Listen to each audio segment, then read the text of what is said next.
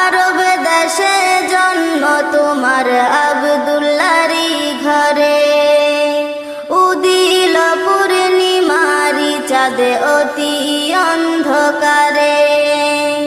আরব দেশে জন্ম তোমার আব্দুল্লাহরই ঘরে, উদিল পূর্ণিমারি চাঁদে অতি অন্ধকারে।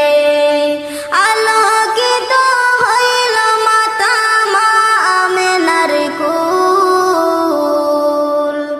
আলোকিত হইল মাতা মা আমেনার কুল।